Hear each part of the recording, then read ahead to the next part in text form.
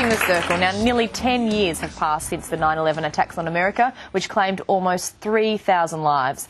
One man who has managed to turn the heinous events of that day into a positive is retired Fire Chief Dan Daly. His team spent 6 months at Ground Zero, where he says he saw both the worst and the best of mankind. And Dan joins us now from Sydney. Good morning, Dan.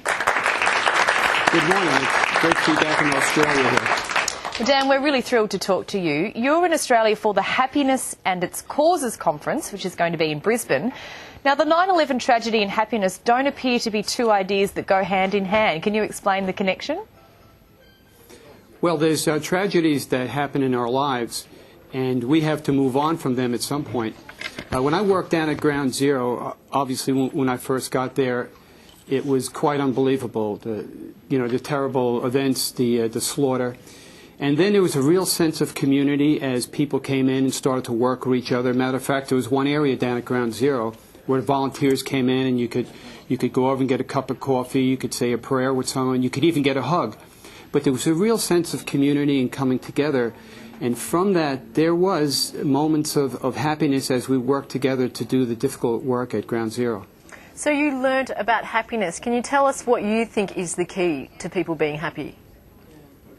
Well, in my life, there's no doubt what I found to be the key. And I'm an adventurer. I've been all over the planet. I fly an airplane. I've sailed a boat from Florida to Sicily and done all sorts of wild things to, find some peace and some happiness. But nothing comes close to when I forget about myself and I do something for another human being.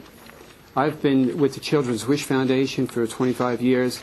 And probably one of the happiest moments in my life is after taking a young girl who had AIDS around the Bronx Zoo, and at the end of the day, she looked up and said, "Thank you, Fireman Dan. Thank you for spending time with me." Now there's no feeling that I've created in my life as when you forget about yourself and have moments like with that little girl. And that would have been the case Ground Zero time, wouldn't it? Just forgetting about yourself and worrying about everyone else. It was. I mean, at the beginning there was that sense of shock and denial as so the firefighters walked up to me and said, "Father Michael Judge is dead." My good friend Steve Belson, who was a lifelong friend, walked into the building, will never come out again. But after a while, that morphed into a feeling of appreciation for just life and for the people that were helping at Ground Zero. And the message that I received was that how often we go through life and we really don't hold on to each other until a tragedy happens, and then we realize what's really important in our life. And that when we get out of bed every day, when we put our feet on the ground and make a decision on how we're going to live that day, if we can remember to recapture that sense of connection and love that we feel when it's a great tragedy, I think it would do ourselves and the world a great benefit. Dan, you were obviously speaking to people that had lost people very close to them, but you yourself lost 50 friends that worked in the fire department.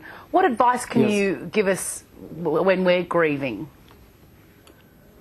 Well, I think in my particular case, I said, they're not going to come back, and how shall I remember them, and how shall I honor them in their passing?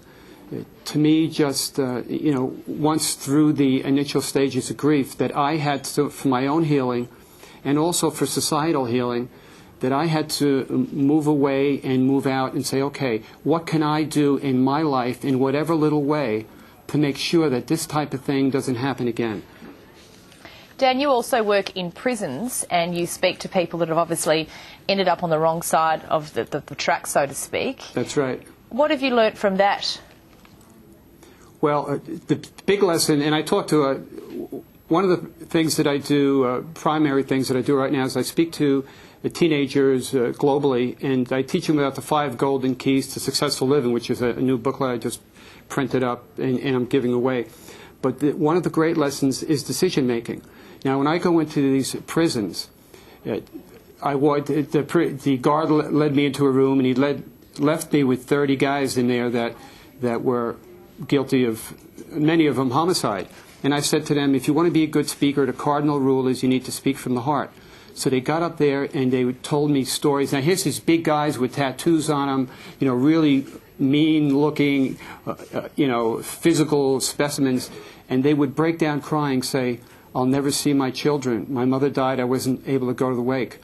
And the message I want to bring to the kids is there's nothing to be glorified in prison, and that none of us, whether it's the child or the teacher or you or I, none of us are more than one bad decision away from being in jail ourselves.